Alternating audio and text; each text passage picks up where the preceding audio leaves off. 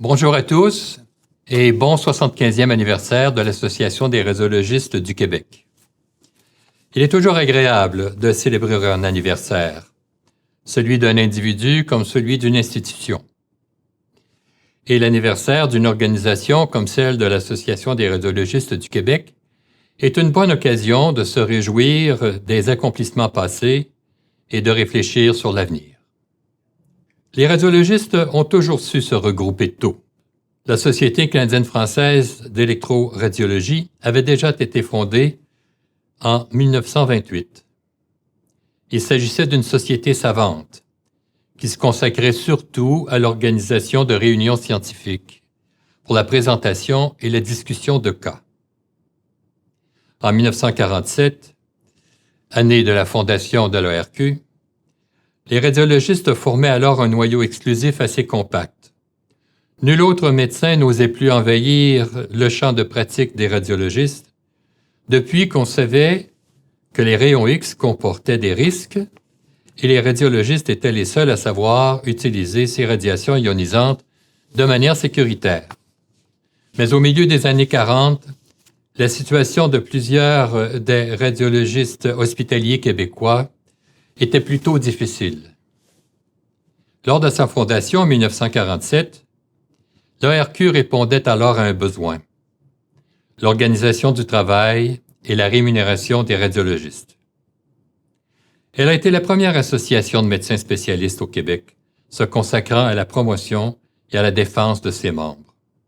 Rappelons qu'avant l'instauration de l'assurance hospitalisation dans les années 1960, les hôpitaux québécois étaient la propriété des congrégations religieuses.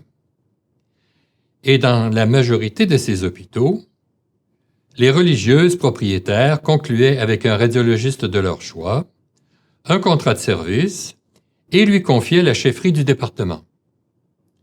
Le département de radiologie était alors le fief propre et exclusif du chef, qui à son tour engageait des médecins radiologistes et les payait à salaire, ce qui bien sûr ouvrait la porte à l'arbitraire et aux inégalités de traitement.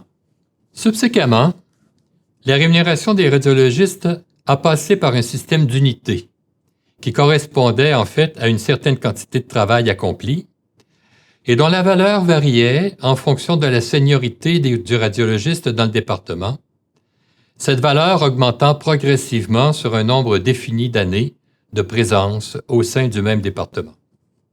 Encore là, ces inégalités de revenus amenaient beaucoup de mécontentement. L'automne 1970 fut un tournant décisif. En même temps que ce qui est maintenant connu comme la crise d'octobre, a eu lieu l'instauration de l'assurance maladie le 1er novembre 1970.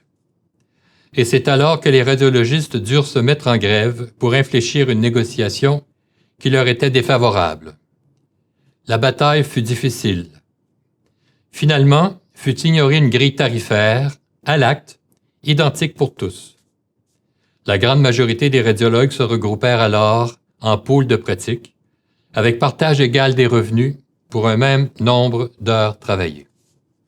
Il est maintenant dommage d'entendre dire que plusieurs de ces pôles de pratique ont été sabordés, certains prétendant qu'ils rapportent plus aux pôles et que par conséquent ils méritent plus. Ce n'est pas reconnaître que la grille tarifaire est un document historique qui s'est constitué au fil des négociations au cours des 52 dernières années. Les tarifs d'actes négociés depuis longtemps ont bénéficié de quelques maigres augmentations au fil des ans, alors que les tarifs des techniques plus récentes comme la TDM et l'IRM, négociés au moment où existait encore un nombre limité d'appareils et où les examens étaient longs et donc peu nombreux, se sont vus accorder de généreuses compensations monétaires qui se doivent maintenant d'être partagées avec les collègues d'un même département. La désintégration de pôles de pratique est un danger pour l'Association des radiologistes et mine la cohésion des équipes. Un autre danger qui menace la communauté radiologique, aujourd'hui devenue la communauté d'imagerie médicale, est la fragmentation ou la balkanisation du département de radiologie ou d'imagerie. Pendant des décennies, les radiologistes étaient considérés comme les seuls utilisateurs légitimes des radiations ionisantes potentiellement dangereuses. Maintenant qu'existent des modalités d'imagerie qui n'utilisent plus ces radiations, comme les ultrasons et l'IRM, et que d'autres comme la tomographie par cohérence optique ou encore l'intelligence artificielle pointent à l'horizon, d'autres spécialités médicales voudront s'approprier ces techniques d'imagerie.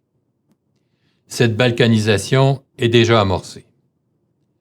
Les radiologistes devront démontrer qu'ils peuvent produire les examens et surtout leur interprétation mieux que quiconque, à meilleur compte et plus rapidement que leurs collègues. Et pour ce faire, ils devront rester des consultants, prêts à accueillir les médecins référents pour discuter avec eux de leurs patients en pratiquant la politique du bureau à la porte ouverte. Sur ce, bon anniversaire et longue vie à l'ARQ. Merci.